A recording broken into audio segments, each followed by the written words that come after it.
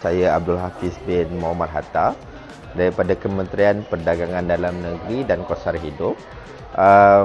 Bidang kepakaran saya tak cakaplah bidang kepakaran, tapi saya bertanggungjawab bertugas di bahagian pendidikan dan dasar kepengunaan, bertanggungjawab terhadap peluncuran dasar pengguna negara yang kita akan buat dalam tempoh terdekat. Saya situ sajalah. Baik, sebenarnya dia agak lambat Gemini ini untuk kami tahulah. Sebab saya kira sekiranya kita tahu Gemini ini terlebih awal, maka tugas-tugas di pejabat ni akan menjadi lebih mudah.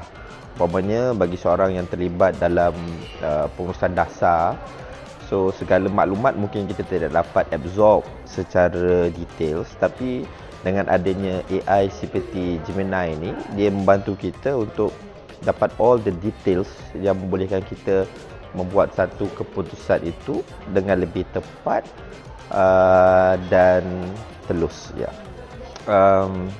Well, obviously lah, sebab kita bekerja di bahagian dasar ni, kita bahagian-bahagian yang melibatkan keupayaan AI untuk melihat atau mengakses segala dokumen, segala journals yang sangat penting, terutamanya dalam pembikinan ataupun pembuatan sebuah dasar.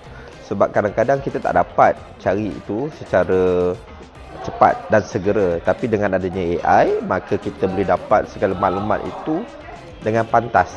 Dan bila maklumat itu dapat dengan pantas, maka kita boleh buat sesuatu keputusan dengan lebih cepat.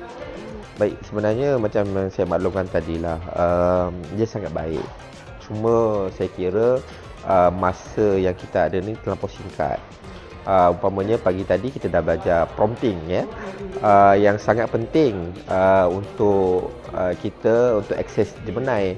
Sekiranya kita prompting tu tak betul, jadi data yang kita dapat tu, maklumat yang kita dapat tu mungkin tidaklah setara yang sepatutnya kita dapat. Jadi kalaulah kita ada lebih banyak masa umpamanya untuk kita menerokai prompting itu dengan lebih lama, maka saya kira dia akan memberikan kesan lebih kepada peserta lah. Begitu juga dengan notebook LM. Petang kita belajar, diberi penerangan secara ringkas berkenaan dengan nak buat vid dan sebagainya lah.